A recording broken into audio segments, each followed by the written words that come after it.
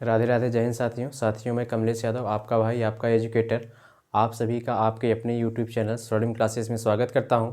साथियों, उम्मीद करता हूं कि आप सभी लोग अच्छे होंगे और आप सभी लोगों की पढ़ाई और तैयारी अच्छे से चल रही होगी। साथियों, कुछ साथी बार बार मैसेज कर रहे थे कि भैया बता दीजिए कि सीटेट में कौन सा सब्जेक्ट्स आता है, कितने पेपर्स होते हैं और नेगेटिव मार्किंग्स होता है या नहीं। तो इसी सभी टॉपिक्स पे आज हम आपसे चर्चा करेंगे। देखते हैं कि सीटेट में पेपर 1 में कौन कौन सब्जेक्ट्स हैं, पेपर 2 में कौन कौन सब्जेक्ट्स हैं, लैंग्वेज को कैसे चूज करना है। इन्हीं के रिगार्डिंग हम सभी लोग इस वीडियो में देखते हैं। साथियों देखिए, आप सभी लोगों से बार बार हम रिक्वेस्ट कर रहे हैं कि ये सीटेट सभी लोगों के लिए बहुत ही इंपॉर्टेंस है। बीपीएससी की वैकेंसी लगी है और यूपी में भी सुपर टेट हर हाल में आएगी। मई, जून या जुलाई, अगस्त तक हर हाल में सुपर टेट की वैकेंसी आएगी। तो आप सभी लोग इस बार का सीटेट हर हाल में पास कर लीजिएगा, ठीक है। तो आइए देखते हैं कि सीटेट में कितने पेपर्स होते हैं, नेगेटिव मार्किंग होती है या नहीं और कौन कौन से सब्जेक्ट्स होते हैं। तो साथियों, जैसे देखिए, आप सभी लोगों को ज्ञात होगा कि सीटेट में 2 पेपर होते हैं। पहला होता है पेपर 1।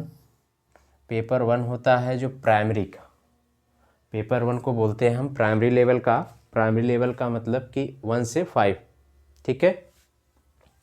दूसरा होता है आपका पेपर 2, जिसको हम जूनियर बोलते हैं, 6 to 8, 6 से लेके 8 तक। तो हम लोग सब्जेक्ट देख लेते हैं। अच्छा देखिए, ये तो होता पेपर 1 ज़रूर है, लेकिन ये होता है इवनिंग मीटिंग में, शाम में। पहले अगर आप देखिए पेपर 1 और 2, अच्छा दे कौन कौन सकते हैं। देखिए, जो बीटीसी वाले हैं, बीटीसी वाले जो हैं, जो जिन्होंने डीएलएड कर रखा है, वो पेपर 1 भी दे सकते हैं और पेपर 2 भी दे सकते हैं, ठीक है। बीटीसी वाले प्राइमरी में भी एलिजिबल होते हैं और जूनियर में भी एलिजिबल होते हैं, ठीक है। तो हम लोग मतलब जो डीएलएड किए हुए हैं वो पेपर 1 और पेपर 2 दोनों देख सकते हैं। लेकिन जिन्होंने बीएड कर रखा है, केवल जिन्होंने बीएड कर रखा है वो केवल पेपर 2 देंगे, जूनियर वाला, 6 से 8 तक वाला, ठीक है। तो आइए एक बार हम लोग देख लेते हैं कि सब्जेक्ट्स कौन कौन होते हैं। देखिए, पेपर 1 में जो प्राइमरी वाला होता है, इसमें आपका पहला होता है सीडीपी। सीडीपी बोले तो चाइल्ड डेवलपमेंट, ठीक है। तो इसमें होता है साथियों, क्वेश्चंस 3 होते हैं और मार्क्स भी 30, क्वेश्चंस 30 होते हैं और इसमें मार्क्स भी 30 होते हैं, ठीक है ना। प्रत्येक क्वेश्चंस 1 नंबर के। फिर इसके बाद मैथ रहेगा आपका 30 क्वेश्चंस 30 नंबर का। फिर ईवीएस रहेगा, ईवीएस मतलब इन्वायरमेंटल वाला, ये भी 30 क्वेश्चन 30 नंबर का।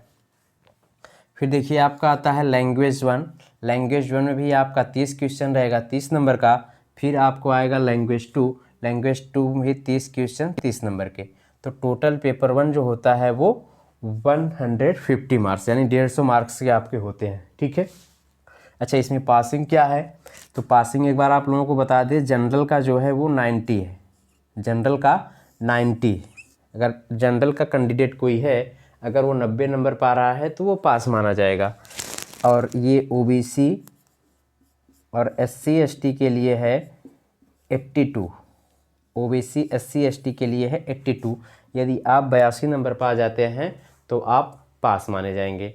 लेकिन ध्यान रहे, अगर जैसे हम लोग यूपी के हैं, जैसे यूपी का कोई कैंडिडेट है, अगर वो बिहार में बीपीएससी में शामिल होना चाह रहा है, ओबीसी कैंडिडेट हो चाहे एसटी कैंडिडेट हो, जब आप दूसरे स्टेट में जाते हैं तो आपको जनरल में काउंट किया जाता है। तो अगर आप दूसरे स्टेट की वैकेंसी देखना चाहते हैं तो सभी लोगों को 90 नंबर्स लाना अनिवार्य है। ये कहिए कि हम 82 नंबर लाके या 83, 84, 85 नंबर लाके दूसरे स्टेट की वैकेंसी देख सकते हैं, तो ऐसा पॉसिबल नहीं है। ये केवल आपके स्टेट के लिए है, ठीक है। ये आपके स्टेट के लिए है या सेंट्रल की कोई वैकेंसी आ जाए, जैसे केवीएस आई है, ठीक है ना। जैसे इस टाइम केवीएस की वैकेंसी आई है, तो आप जो ओबीसी एससी एसटी के बच्चे हैं वो 82 से 90 के बीच में, यानी 83, 84, 85, 86 नंबर्स भी पाए रहेंगे, तब भी वो एलिजिबल है, वो फॉर्म फिल कर सकते हैं, ठीक है। लेकिन अगर आप दूसरे स्टेट में जाएंगे तो आपको जनरल में काउंट किया जाएगा, अनरिजर्व में काउंट किया जाएगा। तो उस सिचुएशन में आपको 90 नंबर लाना मस्ट है। तो कोशिश करिए, देखिए 90 नहीं, हमारा ये है कि सभी लोग कोशिश करिए कि अपना बेस्ट दीजिए, ठीक है। क्योंकि देखिए सिलेबस और पैटर्न चेंज होने वाला है, सीटेट का सीबीएसई चेंज करने वाली है। तो आप, ये अच्छा मौका है आप सभी लोगों के लिए कि इसी बार ही हम लोग अच्छे मार्क्स से सीटेट को पास कर लें, ठीक है, क्योंकि सिलेबस और पैटर्न जब बदलेगा तो नया हो जाएगा तो प्रॉब्लम होगी सबके लिए, ठीक है। तो ये टारगेट बना के चलिए, कम से कम 110 110 नंबर प्लस, इतना टारगेट सभी लोग बना के चलिए कि 110 प्लस आ गया तो फिर आप सेफ स्कोर में रहेंगे, सेफ जोन में, ठीक है। हाँ, अच्छा, आप कहेंगे सेफ जोन का मतलब क्या है? जैसे देखिए, हो सकता है कि वैकेंसी आए और सुपर टेट ये सीटेट का नंबर भी जुड़े, तो उस सिचुएशन की हम बात कर रहे हैं। जितने नंबर आपके ज़्यादा रहेंगे उतने आपके लिए प्लस पॉइंट रहेगा, ठीक है। तो कोशिश ये करिएगा कि आप पासिंग मार्क्स पे ध्यान न देके आपको 110 प्लस का टारगेट बना के चलना है, ठीक है। तो ये पेपर 1 का आप लोगों को अच्छे से पता चल गया होगा।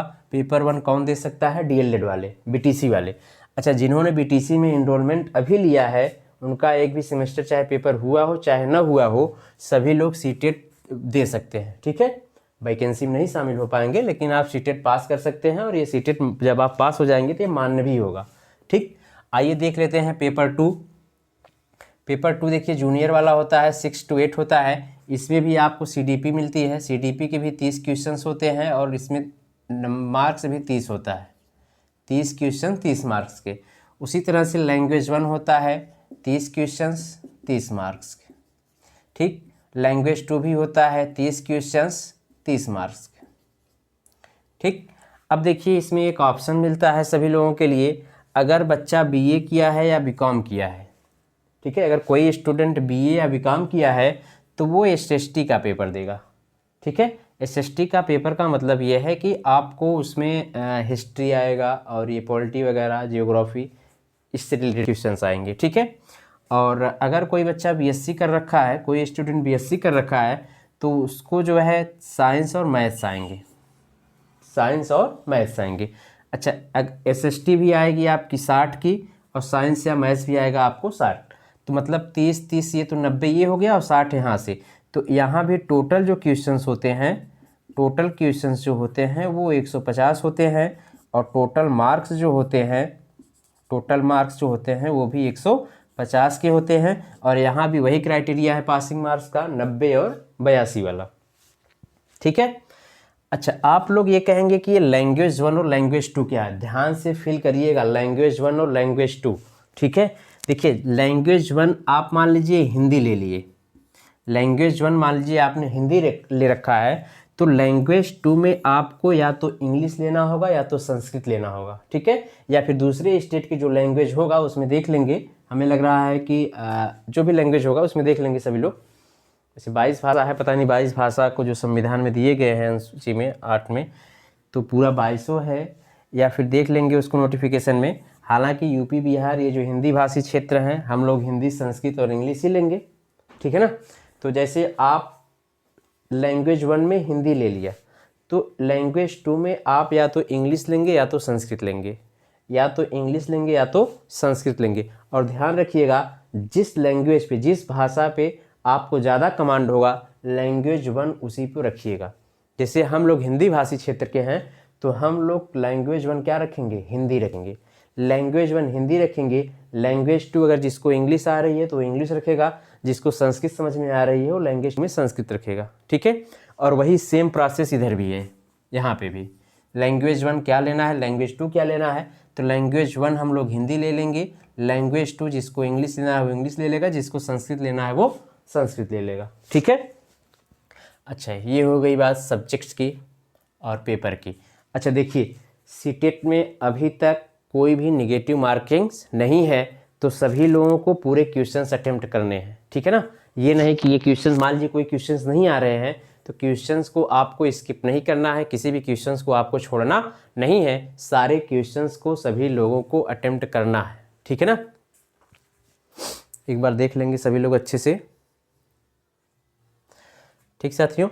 तो उम्मीद करते हैं कि सारी चीज़ें आप सभी लोगों को समझ में आ गई होगी। बाकी अगर किसी डाउट से रिगार्डिंग कोई और क्वेश्चंस आप लोगों को कोई और क्वेरीज होगी तो सभी लोग कमेंट कर देंगे, या टेलीग्राम ग्रुप में जो हम भी लिंक दे देंगे, तो उसमें आप लोग मैसेज कर दीजिएगा, तो उससे रिगार्डिंग हम वीडियो बना देंगे, ठीक साथियों। और एक बार आप सभी लोगों से फिर हम्बली रिक्वेस्ट है कि सभी लोग अपनी तैयारी को अच्छे से करते रहें, क्योंकि पेपर बहुत क्लोज है, 2 महीने है और 5 सब्जेक्ट्स पढ़ने हैं, तो बहुत लेंदी सिलेबस है। तो सभी लोग तैयारी अपना अच्छे से करते रहें। अब यहीं आप सभी लोगों से अलविदा लेते हैं। Bye bye, take care.